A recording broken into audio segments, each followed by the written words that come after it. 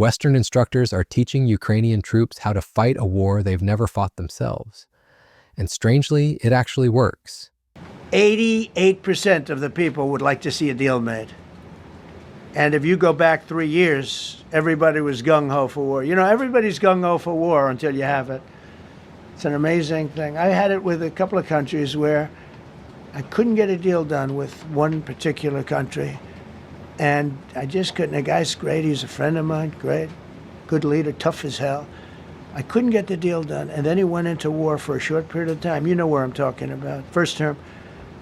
And it was nasty. Guys being killed all over the place. And he went through 1 week of war, and I was able to get the deal done. He said, this is nasty. Soon, on August 15, 2025, negotiations are to take place between Donald Trump and someone who is associated with the site, or rather with what is in it. Unfortunately, the venue for these negotiations was chosen in a place where the jurisdiction of the International Tribunal does not apply. So Putin is not threatened by anything but polar bears in Alaska. But the future of Ukraine depends on these negotiations. In this context, my question is simple and serious. What are the red lines for Ukraine that we will definitely not cross in these negotiations?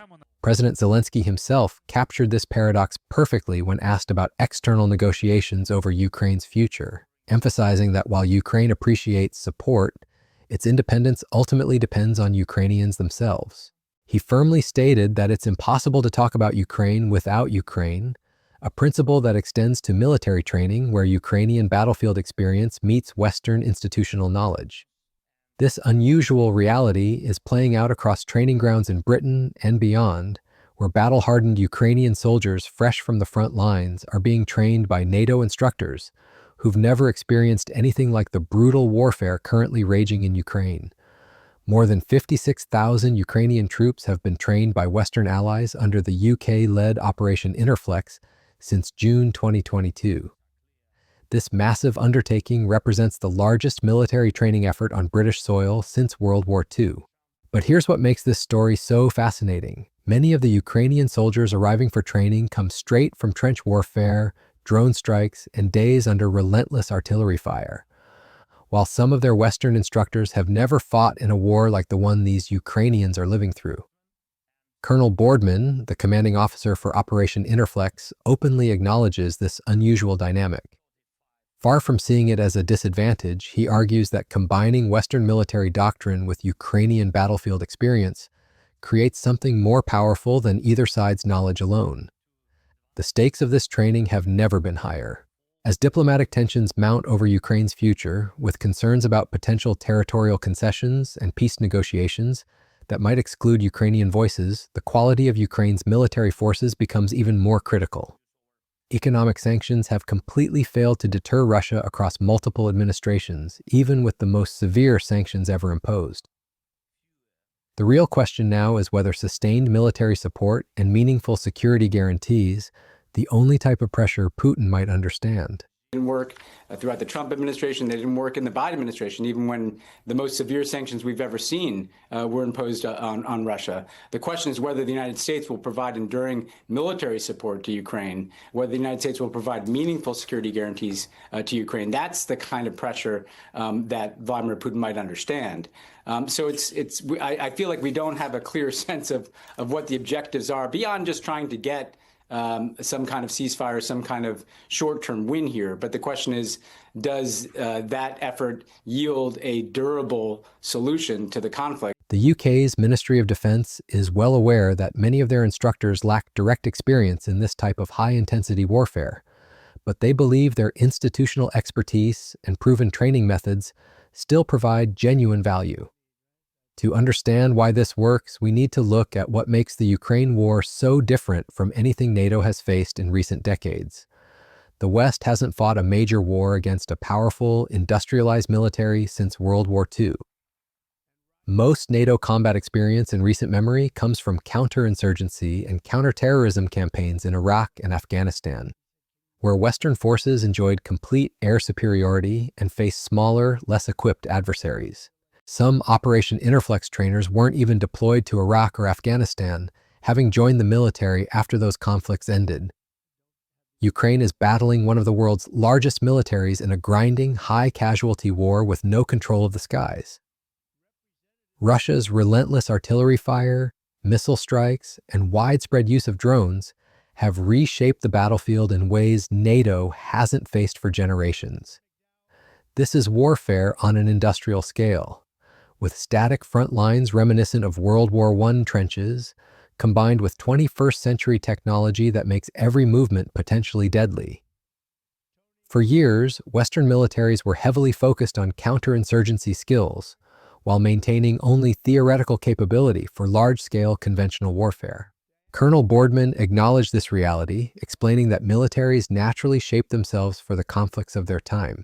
But now there's a renewed focus on combating a well-armed, technologically advanced enemy. And that means dusting off tactics like trench warfare while learning entirely new lessons about threats like exploding drones. What makes Operation Interflex successful is its approach of humility and mutual learning. Ukrainian soldiers bring invaluable real-world combat experience to the training environment. They've faced challenges that NATO doctrine books can't fully capture: how to survive constant drone surveillance, how to move under persistent artillery fire, how to maintain unit cohesion when electronic warfare disrupts communications. This experience often challenges NATO's established best practices and leads to immediate adjustments in training programs. The Western instructors, meanwhile, bring institutional knowledge, standardized procedures, and training methodologies that have been refined over decades. They provide structured approaches to military skills, weapon systems training, and tactical coordination that many Ukrainian volunteers lack. When these two knowledge bases combine, the result is training that's more effective than either could achieve alone. The evolving security architecture around Ukraine reflects this same principle of combining different strengths. Recent developments have seen the United States clarifying its position on security guarantees for Ukraine. Not direct military assistance, but a commitment to ensuring Ukraine receives the weapons it needs to defend itself. Himself has said that there will be no security guarantees that are being demanded by Europe. What these security guarantees are has still not been made amply clear by Donald Trump.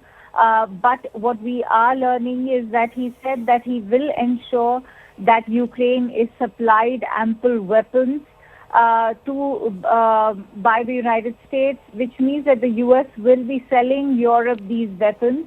They will be used by Kyiv. As far as any direct military assistance is concerned, that is something Donald Trump has made amply clear that he will not be providing Ukraine with. But as far as the guarantees are concerned, they are a key demand for both Ukraine and Europe. And even though we are also being made aware that there's no open commitment by Donald Trump to any security guarantees, what we are also being told is that Europe has sought to make their own arrangements for security guarantees without the United States, which means that they will come up with a coalition of willing ground forces that will help defend any eventual peace deal for Ukraine. They want American backing for these efforts. Europe is simultaneously developing its own security arrangements, seeking to create coalitions willing to defend any eventual peace settlement, with American backing for military assistance that Europe would finance. Colonel Boardman described this training collaboration as a really rich mutual understanding where the sum is much greater than the parts. Ukrainian expertise with drones, particularly first-person view attack drones, has been especially valuable for Western militaries trying to adapt to rapidly evolving battlefield technology. While NATO countries have drone operators and instructors, they're not currently at war and therefore not developing these capabilities at the same pace as Ukraine. The training itself has evolved significantly since Operation Interflex began. Courses that originally lasted 35 days have been extended to 45 to 50 days to allow soldiers more time to perfect vital skills. The program is deliberately designed to be flexible, scalable, and repeatable, with content organized in close collaboration with the Ukrainian armed forces. Ukraine knows it cannot match Russia's willingness to pour conscripts into the conflict as cannon fodder, so the strategy focuses on creating highly skilled soldiers who can outfight their numerically superior opponents. Each Ukrainian recruit receives equipment worth approximately $5,600, including body armor, battlefield first aid kits, and winter combat clothing. But the real value lies in the training itself.